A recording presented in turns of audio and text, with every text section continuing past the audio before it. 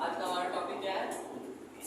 Animal kingdom. क्योंकि हम लोग कल क्या पढ़ चुके थे? कल हमारा प्लांट किंगडम खत्म हो गया था। जो लास्ट हमारा टॉपिक क्या था?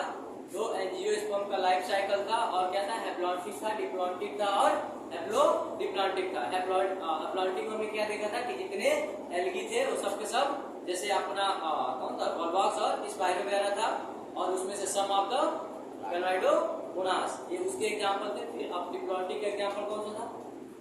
एंजियोस्पर्म, जिम्नोस्पर्म और फिकस। हाँ, एंजियोस्पर्म और जिम्नोस्पर्म, और एक एल्गी आती थी जिस एल्गी का क्या नाम है? फिकस। वो डिप्लॉन्टिक के एग्जांपल थे। और हैप्लोडिप्लॉन्टिक का ब्रायोफाइट, टेरिडोफाइट, केल, पॉलीसोफाइटिया, एक्टोकार्पस। तो अब हमें आज कौन सा चैप्टर पढ़ना है? तो एनिमल किंगडम पढ़ना है। एनिमल किंगडम में पहले तो यही आता है कि हम आखिर एनिमल किंगडम पढ़ते ही क्यों? पहला क्वेश्चन तो यही, ऐसा क्या वजह हो गया कि हमें एनिमल किंगडम पढ़ना पड़ रहा? उसमें भी फाइलम पढ़ने पड़ते हैं। कितने फाइलम है? तो इसको पढ़ने के पीछे का पर्पज ये था कि हम भी जानते हैं और आप भी जानते हैं कि हमने पहले ही चैप्टर में लिविंग वर्ल्ड में पढ़ा था कि 1 पॉइंट कहां से 1.62 याद है? 16 से 17 लाख वाला याद है? कुछ कहानी वहां का क्या था? 1.7 मिलियन। आज तक जितने भी स्पीसीज की खोज हुई है कितनी हुई? 1.7 भाई 17 लाख। 1.7 मिलियन या 17 लाख। तो 1.7 मिलियन खोज हुई थी। उसमें से हमने कुछ प्लांट किंगडम में तो देखें कि प्लांट में कौन कौन लोग आते हैं। वही बात यहाँ भी हुई कि अगर हमें स्टडी करना हो, अगर हमें जानकारी लेनी हो किसी भी ऑर्गेनिज्म या एनिमल का, तो हम कैसे लेंगे? उसको लेने के पर्पज से जो साइंटिस्ट थे उनके दिमाग में आइडिया है कि हम क्यों ना सारे एनिमल को या ऑर्गेनिज्म को हम एक कैटेगरी में डिवाइड कर दे, ताकि ये तो पता चले कि किस किंगडम या किस फाइलम में कौन से स्पीसीज या कौन से एनिमल या कौन से प्लांट आते हैं। तो फिर हमने यहाँ पे जब एनिमल किंगडम हम पढ़ते हैं तो यहाँ तो केवल हमें एनिमल के बारे में ही पढ़ना होता है, क्योंकि हमने जब प्लांट किंगडम पढ़ा था तो वहाँ केवल प्लांट के ही बारे में पढ़ा था। तो प्लांट किंगडम के बारे में आप कुछ बताना चाहेंगे? पूरा कुछ समरी निकाल कर आप पूछेंगे जैसे आर्ट नहीं बना पाएंगे तो उसके बारे में। ठीक है, हम देखते हैं। हमने प्लांट किंगडम में जब पढ़ा था, प्लांट किंगडम हमने सबसे पहले कौन सा किंगडम पढ़ा था? किंगडम एल्गी पढ़ा था ना। एल्गी कितने पार्ट में बांटा गया था? 3 पार्ट में। कौन कौन? क्लोरोफाइसी, जियोफाइसी, रोडोफाइसी। क्लोरोफाइसी के एग्जांपल वॉलवॉक्स, यूरोथ्रिक, स्पाइरोगाइडा, क्लेमाइडोमोनास, पारा। ब्राउन एरिया एक्टोकार्पस, डिप्यूटा, लैमिनेरिया, फिकस। 4 ही है, 4 साल है। एक्सयूवी याद है? क्या एक्सयूवी किसका ट्रिक था? क्लासिक कार एक्सयूवी लिखा था मैंने बोर्ड पे। 4 एग्जांपल। क्लोरोफाइसी का जो ट्रिक था, क्लोरोफाइसी का ट्रिक क्या था? Classic car XUV.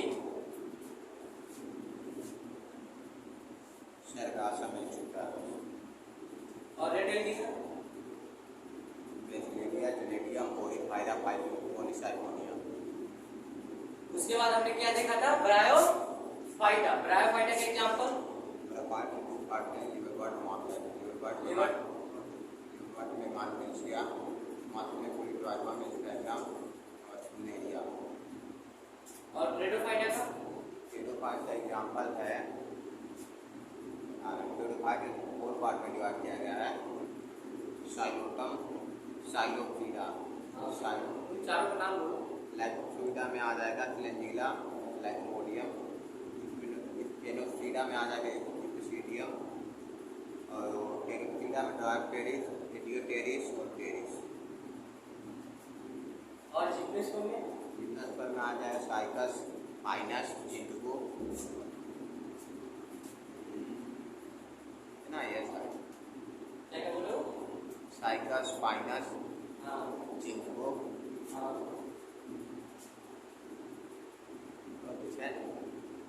ठीक है ये। और एंजियोस्पर्म में तो याद ही है, मोनोकट और डायोकट। चलो ठीक है, इतना तो है। ये है कि ऐसे लोगों में मैं अपनी तरफ से गारंटी के साथ बोल सकता हूँ 360 को मार दिया, वायु में कुछ बाहर नहीं आया। जिसको उड़ना है ना, उड़ने तो जहाँ तक उड़ सकता है, लास्ट का आना जमीन पे। क्योंकि हम भी ऐसे यहाँ खड़ा नहीं है, क्योंकि हम भी जानते हैं हमारी कमियां कहाँ थी। यही था कि हम भी मॉड्यूल के पीछे भागते थे। ये एलन का मॉड्यूल अब पढ़ लेंगे तो सिलेक्शन हो जाएगा। बाद में पता चला भैया हम चाहे एलन से पढ़ ले और चाहे आकाश से पढ़ ले, जब तक एनसीईआरटी की लाइन हमें याद नहीं होगी तब तक हमारा सिलेक्शन नहीं होना है।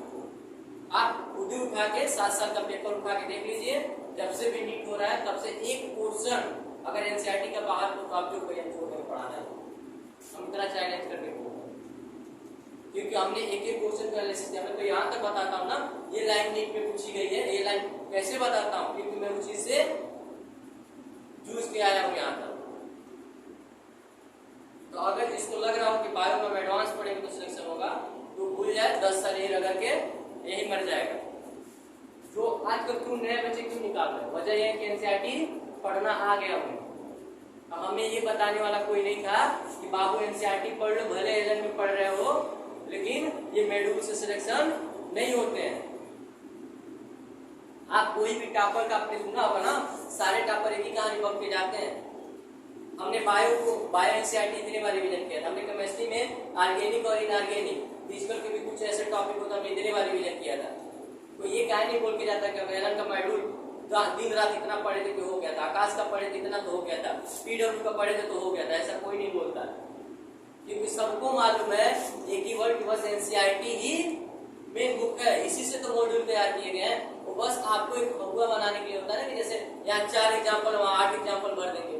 क्या जरूरत है 8 की जाने, जब हमारे पास 4 ही जाना होता है। देखो कोई भी एग्जाम का सिंपल सी मकसद होता है, वो कहता है कि बेटा आप बस एग्जाम करेक्ट करके वहां से आओ, पीएचडी हम कराएंगे। लेकिन बच्चों के अंदर तो चूल बसी रहती है, हम पीएचडी यही करेंगे, भले एग्जाम क्रैक हो या ना हो। ये चीजें आप थोड़ा सा रोक के चलिएगा, आपके लिए मैं पर्सनली बोल रहा हूँ। इसका आपको खुद ही पिछले साल समझ में आएगा। आप कुछ नहीं पढ़े थे तभी आप 300 नंबर मार के आए थे ना बायो में। जो हिंदी मीडियम का छात्र, यूपी बोर्ड का छात्र कुछ नहीं जानता था, तुम खुद बोलते थे ना कि सर हम कैसे पढ़ेंगे, हमको समझ ही नहीं आ रहा है। तुम खुद 300 मारे थे। इस बार भी मैं चैलेंज के साथ बोलता हूँ कि 350 से ऊपर मार गया हो। बस जैसे इस टाइम पढ़ रहे हो वैसे ही पढ़, एक शब्द इधर उधर मत जाना, ये गारंटी मैं दे रहा हूँ। यार तुम्हारे सामने जो लड़का खड़ा है 360 ये मार सकता है 2 बार, तुम क्या नहीं मार सकते। कुछ नहीं होता है, बस ये मुझे लेट समझ आई थी। जब हम लोग पढ़ते थे तो हम भी वही थे कि अरे सर जो पढ़ा रहा है बस वही है। हमें ये सर नहीं बताते थे कि बेटा एनसीईआरटी ही सही है। ये आप गलती मत करिए। केमिस्ट्री में भी बता रहा हूँ, केमिस्ट्री में भी नंबर आपका उठाना है, उसका भी एक ही मकसद है, आपको पहले तो इनऑर्गेनिक और ऑर्गेनिक एनसीईआरटी के हर एक लाइन याद होनी चाहिए। आप उसका भी उठा के पेपर दीजिएगा पिछले 18 साल का, एक क्वेश्चन एनसीईआरटी से बाहर नहीं मिलेगा। आप फिजिकल की तो बात ही छोड़ दो, फिजिकल अपने घर से थोड़ी बना देंगे, वो भी एनसीईआरटी से होगा, लेकिन एक आध क्वेश्चन थोड़ी सी डाटाबेस होता है, इसीलिए थोड़ी सी चेंजिंग होती है। बाकी जिसको एडवांस पढ़ना है पढ़ने दो, पीएचडी करेंगे, फिर गांव से कहीं से कुछ करके दुनिया निकाल देंगे। बस तुम लगे हो, मैं तुम्हें इसलिए बार बार समझाता हूँ, कहता हूँ ना, तो बस आप भटकिएगा मत। अगर नहीं भटके तो कर ले जाओ। अरे नहीं कुछ होगा तो आप बोलते हो ना कि सर मुझे कैसे भी बीयूएमएस मिल जाए, बीयूएमएस की कुछ औकात नहीं रह जाएगी, आप बीएमएस कर दोगे, एमबीबीएस कर सकते। बीयूएमएस में तो कुछ नहीं होता, हार्वर्ड डिग्री होती है, पूरे के भाव बिकते हैं। आजकल जो अगर सही मायने में देखा जाए तो एमबीबीएस और बीएमएस दो ही चल रहा है। बीएमएस का भी कटाव जा रहा है तो 560 570, उसको भी हल्के में ना लेके चलिएगा। अब अगला तो हमारे हिसाब से लग रहा है कि 580 रुपये जाने वाला। हाँ ये मत सोचो, बीएमएस एमबीबीएस का टक्कर देता है। आप अगर बीएमएस कर लेते हैं तो एक चीज आपको आज बताई देता हूँ, एक चीज आज बता, बस मनोबल डाउन नहीं होना चाहिए। मनोबल डाउन करोगे ना जैसे होता है आपका होता है कॉन्फिडेंस लेवल, इसको मत डाउन करो। अगर इसको डाउन करोगे तो कॉन्फिडेंस तो है मेरे। हाँ बस कॉन्फिडेंस ही तो होना चाहिए। बस ये कहो कि हम नहीं करेंगे तो करेगा। चलो ठीक है, कह रहा है कि अब जब एनिमल किंगडम पढ़ते हैं तो एनिमल किंगडम का पहला ही टॉपिक मेरा क्या आता है, बेसिक क्लासिफिकेशन। लेकिन उससे पहले फाइलम आते हैं। तो एनिमल किंगडम में कितने फाइलम आते हैं? तो 11 फाइलम आते हैं। पहला आता है पोरीफेरा, दूसरा आता है कैनेडिया, तीसरा आता है टीनोफोरा, चौथा आता है प्लेंटीहेल्मिन्थिस, पांचवा आता है एस्केल्मेंथिस, छठवां आता है एनेलिडा और सातवां आता है आर्थ्रोपोडा, आठवां आता है मोलस्का और नौवां आता है इकाइनोडर्मेटा और 10वां हेमिकार्डेटा और 11वां क्वाड्रेटा। अब हम किस में आते हैं? हम क्वाड्रेटा में आते हैं। लेकिन सबसे लार्जेस्ट फाइलम किसको बोला गया है? तो हमारा कौन सा है? आर्थ्रोपोडा। दूसरा लार्जेस्ट फाइलम कौन सा है? मोलस्का। इतना याद रहेगा उसमें कुछ नहीं है, उन्हीं के बारे में हमें पढ़ना है एक एक करके कि पोरीफेरा में कौन कौन आते हैं और उसमें भी क्या क्या पढ़ना है। पोरीफेरा के हमें 9 स्टेप पढ़ने हैं। 100 स्टेप तो यहाँ दिख रहे हैं और कितने बच रहे हैं? रिप्रोडक्शन बचेगा, एग्जाम्पल बचेगा और हैबिटाट बचेगा और कहाँ पाए जाते हैं ये बचेगा। टोटल 9 से 10 स्टेटमेंट हर एक फाइलम पे 10 स्टेटमेंट होगा। बस उन्हीं 10 को याद रखना। उससे आप एक चीज बाहर मत याद रखिएगा, कोई जरूरत नहीं है जानने का कि मतलब क्या है नहीं है। अगर पीएचडी करना होगा तो यही कर लीजिएगा, 10 साल नहीं मिलेंगे आप पढ़ते हुए।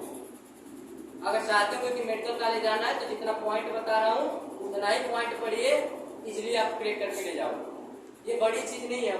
अब यही तुम देख लो, हम लोग को बताया गया तो भाई लोग पीएचडी कर लो, पीएचडी तो कर लिए, पीएचडी करने के बाद यही दिखते हैं। अब वहीं पे मेरे ही घर के 2 लड़के इस साल निकाल ले गए भाई। ये भी चीज है ना, होता है ना कि सर की बात होती है। मेरे घर में खुद मेरी एक सिस्टर निकाल ली, एक मेरा ही घर मतलब भतीजा निकाल ली।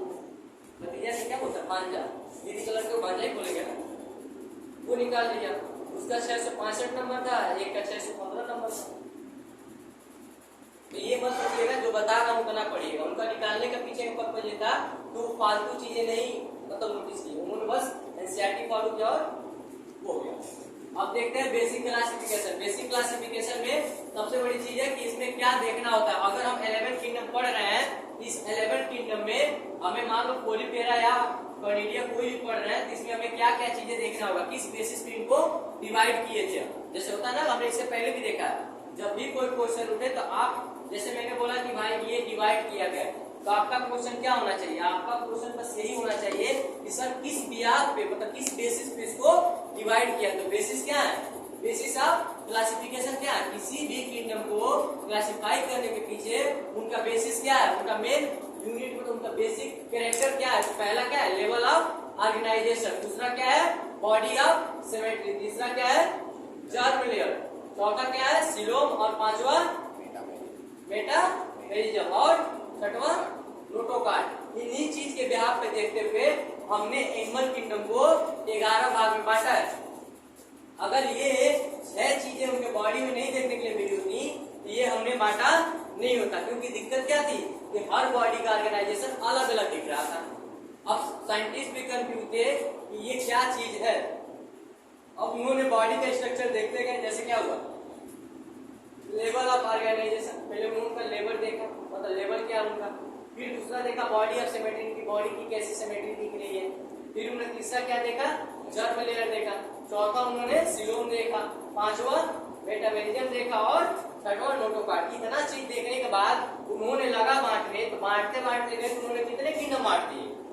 11 किंगडम बांट दिए। मतलब उन्होंने 11 किंगडम बांटने के बाद से इनमें उन ऑर्गेनिज्म या एनिमल का क्या किया?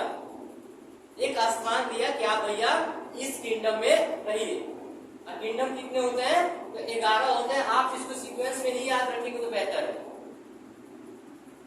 11 आप बस ये है कि आप 8 सेकंड में बोलो तो काफी बोल पाओगे।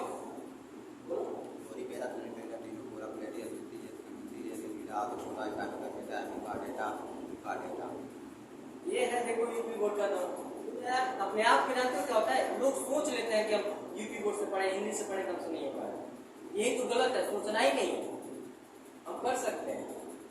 यहाँ तक कोई दिक्कत है? यहाँ तो तुम जानते ही हो 11 फाइलम है। किस बिहाफ पे बांटा गया? तो 6 ऐसे बेसिक क्लासिफिकेशन किए गए हैं जिसके बिहाफ पे 11 किंगडम दिए गए हैं। ये 6 आपके सामने है। अब देखते हैं इसके आगे एक एक करके देखना है। पहले हम क्या देखेंगे? टॉपिक पहले ही देखेंगे हम लेवल ऑफ ऑर्गेनाइजेशन। मतलब पहले इन 6 के बारे में जानेंगे, फिर हम अपना चैप्टर स्टार्ट करेंगे। पहले हम इनको सीखेंगे आखिर ये है क्या, इस बेसिस पे दिया गया था, आखिर इसके अंदर आया मतलब आता क्या है। क्या हमें देखना होता है। तब हम जब ये जान लेंगे तब हम इसमें एक एक करके स्टार्ट करेंगे कि पोलिफेरा या कोई भी चीजें क्या है।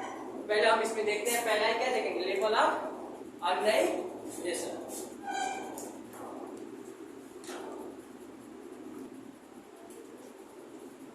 इसमें हमें क्या देखना है, पहला है क्या था, लेवल ऑफ ऑर्गेनाइजेशन। कह रहा है कि लेवल ऑफ ऑर्गेनाइजेशन का पहले हमें क्या देखना था। मैं बार बार एक ही चीज बोल रहा हूँ कि जब हम किसी को डिवाइड करते हैं तो कोई ना कोई उसका बेसिस देखते हैं, यानी हम बेस देखते हैं। तो कह रहा है कि जब हम पहले ही देखे थे कि जब एनिमल किंगडम को हमने डिवाइड किया था तो वहां पे दिया गया था कि basis of classification.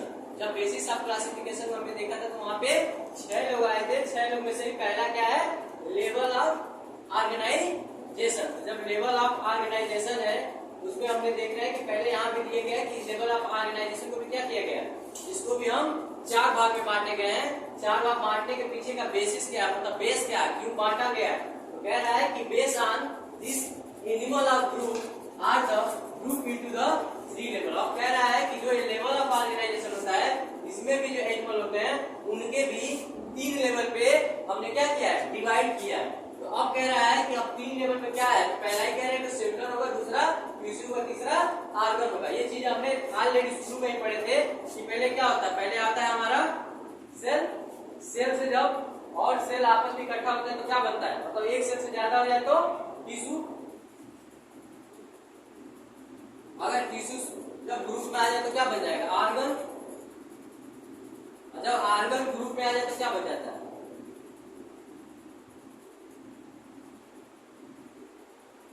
Organ system. तो वही कहानी यहाँ पे कह रहा है कि पहले हमने एनिमल में देखा कि किसका था, कोई ऐसे भी एनिमल थे जिनके बॉडी ऑर्गेनाइजेशन या बॉडी लेवल कैसा था, सेलुलर था। दूसरा हमने क्या देखा, उसी में कुछ और भी एनिमल आए जिनका बॉडी लेवल कैसा था, टिश्यू लेवल का था। लेकिन उसी में कुछ ऐसे भी आए जो ऑर्गन लेवल के थे या ऑर्गन सिस्टम के लेवल के थे। तो कह रहा है कि जब हम अगर देखते हैं तो इसमें भी हम पहला देखेंगे कि आखिर सेलुलर लेवल पे आखिर से क्या चीजें होती है कि हम उनको सेलुलर लेवल ऑफ ऑर्गेनाइजेशन बोलते हैं। तो पहला ही यहाँ पे लिखा गया है कि सेलुलर लेवल ऑफ ऑर्गेनाइजेशन जो होता है, the cell are the arrange in the as loose cell aggregate. मतलब कह रहा है कि हम सेलुलर लेवल ऑर्गेनाइजेशन होते हैं उन एनिमल या ऑर्गेनिज्म में ये देखने को मिलता है कि जो उनका अरेंज होता है सेल का वो कैसा होता है, लूजली पैक्ड होते हैं, मतलब लूजली फॉर्म होंगे। मतलब एक होगा फिर दूसरा होगा, मतलब उसको मोड़ना चाहे या फ्लेक्सिबिलिटी चेक करना चाहे तो इजीली वो क्या कर सकते हैं, टूट सकते हैं या डिस्ट्रॉय हो सकते हैं क्योंकि सिंगल सेल के बने हुए। अगर डबल होते क्या होता है, जैसे आपने बचपन में कहानी पढ़ी हुई ना 5 एशिया में कि एक लकड़ी को तोड़ा गया तो टूट गया, फिर 2 और लकड़ी दिया गया, ये वाला कहानी पढ़ी हुई ना 3 भाई की जो कहानी हो चाहे 2 भाई पता नहीं, बट ये हमने कहानी वहाँ पढ़ा था। तो यहाँ भी यही कह रहे हैं कि सेलुलर लेवल ऑफ जो ऑर्गेनाइजेशन होता है इसमें हम ये देखते हैं कि जो सेल होता है उसके मतलब जो ऑर्गेनिज्म उसके बॉडी में जो सेल होता है वो अरेंज होता है, लेकिन अरेंज तो होता है लेकिन किस फॉर्म में, लूजली सेल एग्रीगेट, मतलब बहुत ज्यादा टाइटली पैक नहीं होता है। तो उसका एग्जांपल कौन है, तो एक ही है, वो कौन सा है, पोलिफेरा। दूसरा बोल रहा है कि टिश्यू लेवल ऑर्गेनाइजेशन। तो अब हम जब देखें कुछ ऐसे भी एनिमल है या ऑर्गेनिज्म है जिसमें क्या अरेंजमेंट था वो टिश्यू लेवल का था। तो टिश्यू लेवल पे क्या हुआ, मतलब उस सेल से मतलब यहाँ पे अलग अलग सेल थे, इसीलिए हमने सेल लेवल का बोला। लेकिन यहाँ पे क्या हुआ, कई सेल आपस में मिलके एक फंक्शन कर रहे थे, उसको हमने क्या बोला, टिश्यू लेवल बोला। तो जब टिश्यू लेवल में हमने देखा तो वहाँ क्या लिख रहा था, cell are arrange into the tissue, मतलब जो वही सेल थे सिंगल वाले वही आपस में जब एक ग्रुप में आ गए तो क्या बन गए, टिश्यू लेवल बन गए। तो ऐसा भी देखने को कह रहा है कि इसका एग्जाम्पल कौन कौन है, तो कैनिडिया है और टिनोफोर्सेस। देखिए ये मायने नहीं रखेगा कि मैं ये क्या बता रहा हूँ, मायने इसमें यही रखेगा नीट में ये जो सेलुलर लेवल ऑफ ऑर्गेनाइजेशन के एग्जांपल कौन है, पोलिफेरा। टिश्यू लेवल ऑर्गेनाइजेशन का एग्जांपल कौन है, कैनिडिया और टिनोफोरा। ये याद रखिएगा, इससे मतलब नहीं ये तो बस इतना करेंगे कि अरेंज क्या होता है, तो भी आप भी जानते हैं कि पहले सेल होता है, सेल जब अपने ग्रुप में आता है तो टिश्यू होता है, टिश्यू जब ग्रुप में आता है तो ऑर्गन होता है, ऑर्गन जब ग्रुप में आता है तो ऑर्गन सिस्टम होता है। ये कहानी आप भी जानते हैं, लेकिन यहाँ क्वेश्चन बनेगा तो बनेगा, तो क्वेश्चन जब भी बनेगा तो यही बोलेगा कि सेलुलर लेवल का एग्जांपल कौन है, तो पोलिफेरा, और टिश्यू लेवल का एग्जांपल कौन है तो कैनिडिया और टिनोफोरा, ये याद रखना है। फिर आप देखिए कह रहा है तीसरा हम देखते हैं कि ऑर्गन लेवल ऑफ ऑर्गेनाइजेशन। तो ऑर्गन लेवल का मतलब क्या होगा, जब टिश्यू ग्रुप में आ जाए तो ऑर्गन, तो वही बात यहाँ भी लिखा होगा, tissue are the arrange into the organ, the organ are the associated with organ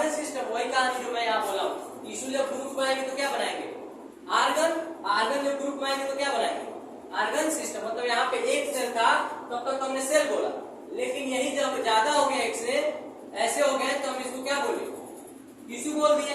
अब यही जब आपस में और मिल गए तो ये एक ऐसा सर्किल होगा और इसके अंदर सब आ रहे होंगे, इसको हम क्या बोलेंगे, आर्गन बोलेंगे। अब यही कहीं ऐसा हो जाए, अब इनके अंदर बहुत सेल आने लगे,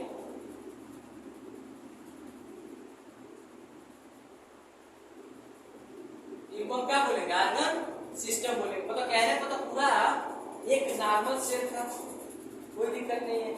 फिर टिश्यू बना, टिश्यू से अगर आप आर्गन के पास आएंगे तो आपका हार्ट होता है, लंग होता है, किडनी होती है, ये सब क्या है, आर्गन ही तो है। लेकिन वो पार्टिसिपेट किसमें करते हैं, ब्लड को फ्लो कराने में, ऑक्सीजन को कैरी कराने में। तो उसी को हम क्या बोलते हैं, जब पूरे लोग कई लोग मिल के एक काम को करें उसी को हम क्या बोलते हैं, आर्गन सिस्टम बोलते हैं। अगर कोई एक पार्टिकुलर काम कर रहा है उसको आर्गन बोलेंगे, उससे पीछे वाला कहानी जानते हो। अब कह रहा है कि जो आर्गन लेवल ऑफ ऑर्गेनाइजेशन है, तो वही कहानी बोला कि जो टिश्यू होता है, जब टिश्यू आपस में अरेंज होते हैं, मतलब एक से ज्यादा अरेंज होंगे तो किसमें कन्वर्ट हो जाएंगे, आर्गन में। और जब आर्गन भी एक से ज्यादा अरेंज होगा तो वही आर्गन आर एसोसिएट है, जब आपस में और मिलकर काम करेंगे तो किस चीज का फॉर्मेशन करेंगे, आर्गन सिस्टम का। अब कह रहा है कि इस सिस्टम, अब याद रखिएगा जहां आ जाए खेल, इज, मोस्ट, आल, ये कहानी को हमेशा याद रखना है, क्योंकि जब भी क्वेश्चन बनेगा इनकरेक्ट का या एसेसरिज्म का, कहां से बनेगा, इन्हीं लाइनों से बनेगा। क्योंकि जहां आल लिख दे, मोस्ट लिख दे और क्या लिख दे, मिनिमम लिख दे या ईच लिख दे, इसी से तो बनाएंगे क्वेश्चन। अगर हमको पूछना हो, चार आपने लाइन दे दिया और हम पूछ लेंगे बताइए इसमें से इनकरेक्ट कौन सा है, अगर ईच की जगह पर मोस्ट लिख के दे दिया हो लाइन में, यही तो होता है। एनडीए ज्यादा बहुत टॉप क्वेश्चन नहीं बनाता है, वो बस यही बोलेगा, इसकी जगह मोस्ट लिख देगा। अब फिर पूछ लेगा भैया बता दो इसमें से इनकरेक्ट स्टेटमेंट कौन सा है, तो जो ये लाइन याद रखा रहेगा वही तो बता पाएगा कि यहाँ ईच नहीं है मोस्ट, अब तो यहाँ मोस्ट नहीं है ईच है। तो याद रखिएगा जिस लाइन में बायो के आल आ जाए, मोस्ट आ जाए, मिनिमम आ जाए, ईच आ जाए, ये सारे जब भी आते हैं तो दिमाग में कहीं ना कहीं फिट करके रखिएगा। ये जब भी क्वेश्चन बना के जाएंगे या तो इनकरेक्ट या करेक्ट का बना के आएंगे लिख में, या तो एसेसन रीजन का। अगर इसी को हमको पूछना हो तो इसको कैसे पूछ सकता हूँ, कितने हैं, 3 लोग 4 लोग हैं। अगर मैं चाहूँ तो सेलुलर लेवल दे दूं, टिश्यू लेवल दे दूं और आर्गन लेवल दे दूं और आर्गन सिस्टम लेवल दे दूं, 4 को अलग दे दूं और 4 इधर अलग एग्जाम्पल दे दूं, मैचिंग बना सकता हूँ। जब याद रहेगा तभी तो निकलेगा। क्वेश्चन ऐसे बनाता है, नीट बहुत टफ नहीं बनाएगा, क्योंकि ये चैप्टर ऐसा है यहाँ से 4 से 5 क्वेश्चन आएंगे। तो क्वेश्चन जब भी बनाना होगा इसी में से कहीं ना कहीं से घुमाएगा एक क्वेश्चन। तो देखिए कह रहा है कि जो ईच सिस्टम आप द परफॉर्म आप स्पेसिफिक फिजियोलॉजिकल फंक्शन, वही बात मैं बोला हूं ना कि अगर एक स्पेशल फंक्शन करे, मतलब ये अकेले अपना कोई फंक्शन दिखा रहा होगा तो आर्गन का काम हुआ, लेकिन कई लोग मिल के तब एक फंक्शन को दिखा रहे होंगे तो क्या बोलेंगे, आर्गन सिस्टम बोलेंगे। तो क्या बोले, ईच सिस्टम मतलब क्या है, सब अलग अलग जितने भी आर्गन होंगे अगर वो अपना अलग अलग स्पेसिफिक फंक्शन दिखा रहे होंगे तो क्या होंगे, आर्गन में आएंगे। लेकिन कई लोग मिल के और एक फंक्शन को दिखा रहे होंगे तो क्या होंगे, आर्गन सिस्टम होंगे। आर्गन में और आर्गन सिस्टम डिफरेंट है। अगर स्पेसिफिक फंक्शन कर रहा होगा, मतलब एक कोई फंक्शन कर रहा होगा, उसके अलावा उसका कोई काम नहीं, तो क्या होगा, आर्गन। लेकिन कई लोग मिल के अगर एक ही काम को कर रहे होंगे तो आर्गन सिस्टम। अब इसमें भी आपको समझ में नहीं आया तो बता दे रहा हूँ, आर्गन सिस्टम किसे बोलते हैं। आर्गन सिस्टम में आपने देखा होगा जब हम इंस्पायरेशन करते हैं तो हम क्या करते हैं, एटमॉस्फेयर से एयर को इनहेल करते हैं। इनहेल करने के बाद से कहाँ पहुंचता है, लंग्स में। लंग्स हमारा एक आर्गन है, वहां पे गैसियस एक्सचेंज होता है, फिर वो लंग्स क्या करता है, वहां से ब्लड को भेजता है हार्ट में। हार्ट भी क्या है, एक आर्गन है। अब हार्ट क्या करता है, वहां से ब्लड को भेजता है किडनी को, वो भी एक आर्गन है या नहीं है, आर्गन ही है। फिर किडनी क्या करती है, वहां से पूरे सेल में घुमाते हुए ब्रेन को लेते हुए फिर कहाँ लाके छोड़ देती है, हार्ट में। मतलब क्या हुआ, एक रिस्पायरेशन करने में लंग्स, हार्ट, किडनी और सेल, ये सारे लोग आ गए ना इन्वॉल्व होते। तो मतलब क्या हुआ तो रिस्पायरेशन ही ना। मतलब 4-5 लोग मिल के एक स्पेसिफिक फंक्शन किए ना, तो क्या होंगे, आर्गन सिस्टम। अगर कोई अकेला आर्गन काम करे, जैसे हमारा आंख केवल देखने का काम करता है ना, और कोई काम है इसका, जैसे नाक, ये क्या हो, केवल आर्गन में आए। अब समझ में आया कोई डिफरेंट यहाँ? वही बोला कि each system perform the specific physiological function. तो क्या कर रहा होगा? अगर आर्गन लेवल का है तो केवल और केवल एक स्पेसिफिक फंक्शन करेगा, ये नहीं कि मिलके कई लोग एक फंक्शन को करेंगे। अब कह रहा है कि इसका एग्जांपल क्या होता है? तो इसका एग्जांपल हायर एनिमल, जैसे हम खुद ही हैं। नाक और आंख का काम क्या होता है? दोनों एक साथ मिलकर काम क्यों करता है? नहीं, नाक का काम होता है क्या? स्मेल को लेना या रिस्पायरेशन करना, जो भी है उसका, लेकिन स्मेलिंग को हम लेते हैं इसे जनरली। और टंग का क्या है? टेस्ट का पता करना। आई का क्या है? केवल देखना। ये थोड़ी कि सब लोग मिलकर एक फंक्शन करा रहे हैं, ऐसा तो नहीं है ना। तो वही कह रहा है कि किसमें देखने को मिलेगा? हायर एनिमल में। फिर कह रहा है कि इसमें एक और एग्जांपल आ जाता है, इसी को याद रखना होता है, क्योंकि ये तो याद होता है हायर। इंसान भूलता किसको है? प्लेटी हेलमिंथिस को, क्योंकि इसमें भी ये कैरेक्टर पाए जाते हैं। तो याद ये रखिएगा, नीट जब भी बनाएगा कि आर्गन लेवल ऑफ सिस्टम कहाँ देखने के लिए मिलता है, ये जरूर याद रखिएगा। ये ना भी याद रहेगा चलेगा, लेकिन ये याद होना चाहिए, क्योंकि जानता है जो एग्जामिनर है ये आपको याद रहेगा, यही भूलेगा।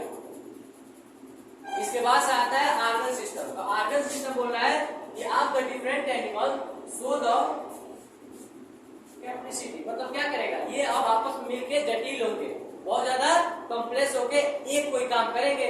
वही अभी जो मैंने बताया रिस्पायरेशन का काम।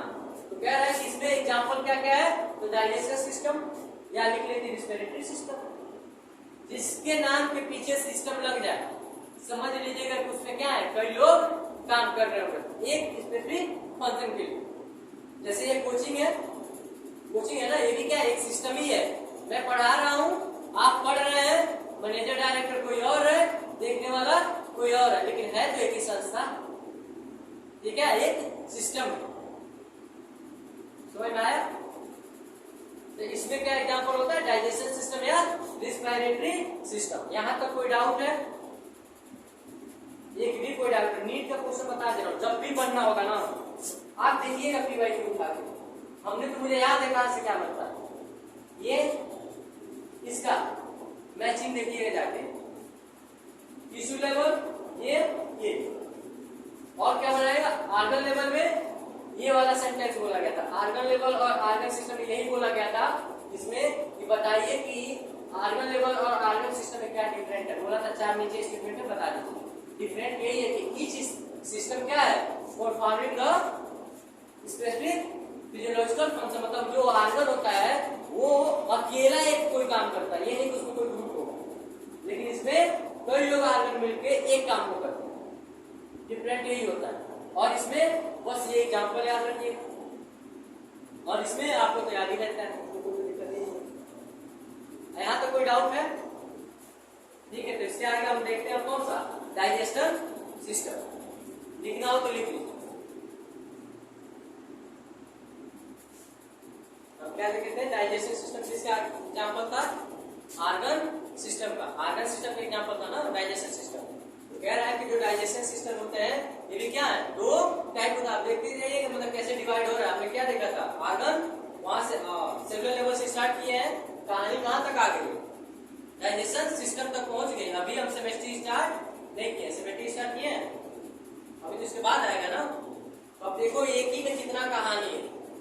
तो पहला कह रहा है कि आप बोल रहे हैं कि डाइजेशन सिस्टम, तो कह रहा है कि डाइजेशन सिस्टम इज 2 टाइप्स। मतलब ये भी कितने टाइप के हैं? अब ये भी 2 टाइप के हैं। तो कह रहा है कि पहला क्या है? इनकम्प्लीट, दूसरा है कंप्लीट। तो इनकम्प्लीट हम किसे बोलेंगे? जिसमें ये सिंगल ओपनिंग हो, मतलब खाता भी उसी से हो, निकालता भी उसी से हो। लेकिन ये कंप्लीट में क्या होगा? 2 ओपनिंग होगा, खाएगा कहीं और से, निकालेगा कहीं और से।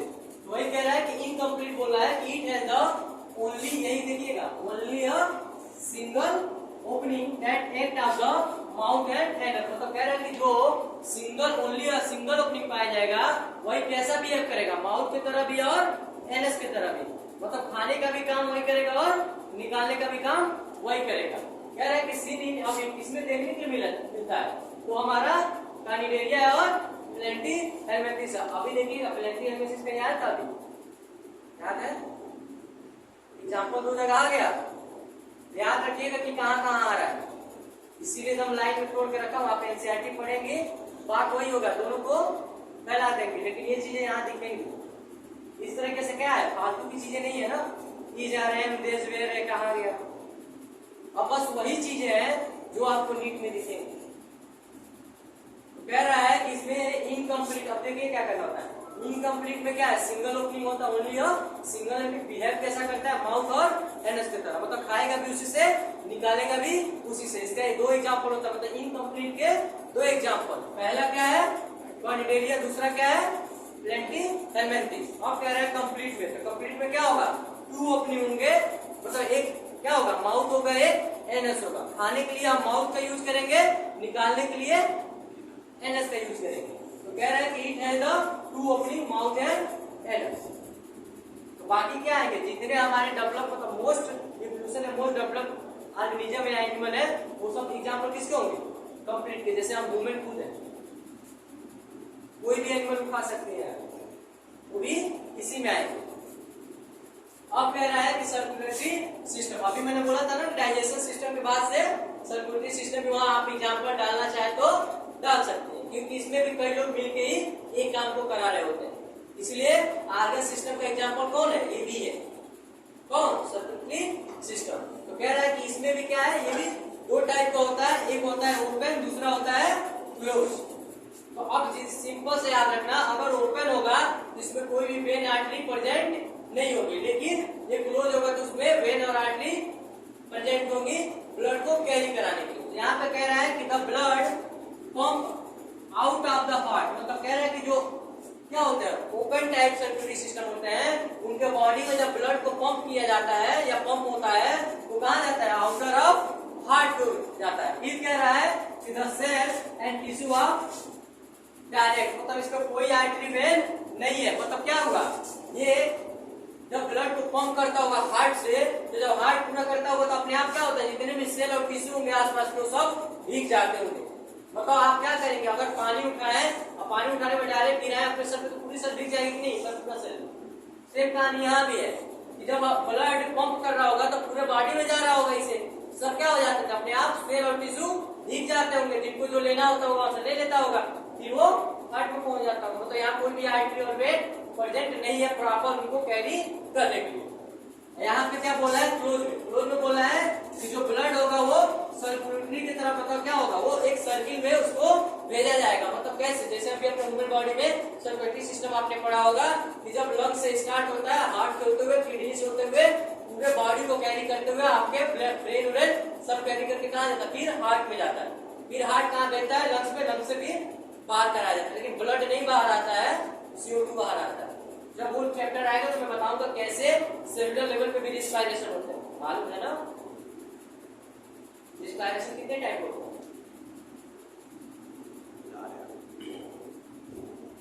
सामने लिखा है, नक्कल मार लो।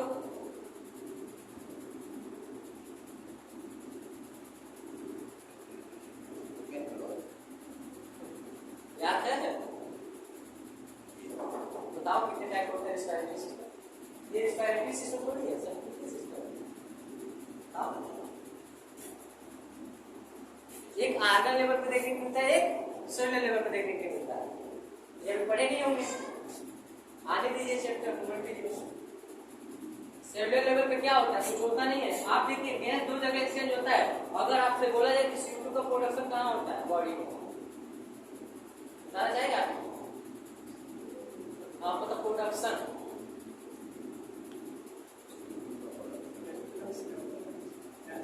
लंग्स में होता है। आप और जैसे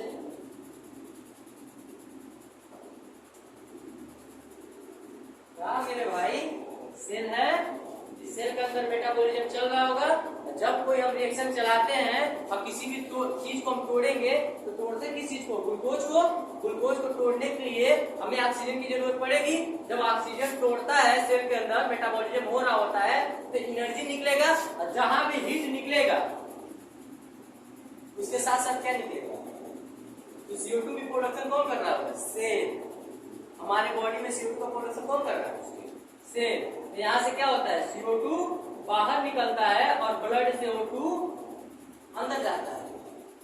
और इनका दोनों का चेंजिंग कितने मोल का होता है, तो 5-5 मोल का होता है। आने दो ऐसे तो भूल गया, तो यार इतना इजी क्वेश्चन अगर आ जाए तो गलती कर दो। सेल भी दिया होगा, सब दिया होगा, आप ठीक करके आ जाओगे। सबको लंग्स ही मालूम होता है कि लंग्स भेज देता है, हमें लंग्स अपने घर से थोड़ी लाता है, लंग्स को भी तो कोई दे रहा होगा। लंग्स का काम क्या है? केवल गैसेस को एक्सचेंज कराना, वो भी किस साइड पे कराता है? लंग्स के किस साइड पे गैसेस एक्सचेंज होता है? एल बुलाई पे। चलो इतना तो याद है। अच्छा, लंग्स कितने वर्टिब्रेट पे बटा होता है? एक दूसरा से वर्टिब्रेट पे। हाँ, याद रखना मेरे भाई। कह रहा है कि जो क्लोज सर्कुलेटरी सिस्टम होगा, जब उसमें ब्लड की सर्कुलेशन हो रही होगी तो कैसे होगी? सर्किल फॉर्म होंगे, उसमें कई आर्गन काम कर रहे होंगे। वो कह रहा है कि through the series of the vessel and welling of the diameter. मतलब कह रहा है कि ये क्या होता है? एक चीज और बता दो, आपने नोटिस नहीं किया होगा, आर्टरी और वेन दो चीज हम पढ़ते हैं, उसमें सबसे नैरो कौन होता है? अच्छा, एक चीज बताओ, O2 ब्लड को कौन कैरी कराता है? लेफ्ट आर्टरी या राइट आर्टरी? ब्लड को हाँ, मतलब ऑक्सीजन ब्लड को कौन कैरी कराता है? आर्टरी पढ़े थे अभी, लेफ्ट और राइट वाला नहीं पढ़े थे। हाँ, लेफ्ट वाला कराता है। चलो वहां आए तो मैं बताऊंगा। जो O2 ब्लड को कैरी करती है, उसका जो पाइप होता है ना, पाइप देखिए, उसका जो पाइप होगा पतला होता है, नैरो होता है, ताकि क्या हो? प्रेशर पड़े, जब प्रेशर पड़ेगा तो क्या करेगा? ब्लड एक दूसरे को धक्का देगा, जब धक्का देगा तो स्पीड से निकलेगा ना। लेकिन वही जब CO2 ब्लड को लाते हैं तो उनका जो आर्टरी या वेन होता है वो मोटा होता है, क्योंकि उन्हें जरूरत नहीं होती, प्रेशर एक ही जगह से दिया जा रहा है, वही धक्का मार मार के भेजता जा रहा है। वो आएगा तो देखा जाएगा। बस यहाँ ये देख लो, ये जब क्लोज सर्कुलेटरी सिस्टम चल रहा होगा तो इसमें कौन कौन यूज हो रहे होंगे? आर्टरी, वेन और कैपिलरी। ये तीन लोग होंगे जो ब्लड को कैरी करा रहे होंगे एक स्थान से दूसरे स्थान पे, मतलब सेल या टिश्यू के पास ले जाने के लिए। लेकिन ओपन में ऐसा नहीं होता है, ओपन में हार्ट डायरेक्ट पंप करता है और हार्ट से डायरेक्ट ब्लड निकल के टिश्यू और सेल को भिगो देता है, फिर वहां से जो जरूरत होती है वो ले लेता है, ये ब्लड वापस हार्ट में चला जाता है। लेकिन यहाँ पे ऐसा नहीं है, जो भी चीज होते हैं कैसे होते हैं? एक पार्टिकुलर सिस्टम होते हैं, इनमें सब में नलिका लगी हुई है। नलिका के रूप में कौन कौन है? तो आर्टरी है, वेन है और कैपिलरी है। अब कल हम देखेंगे कि सिमेट्री क्या होता है।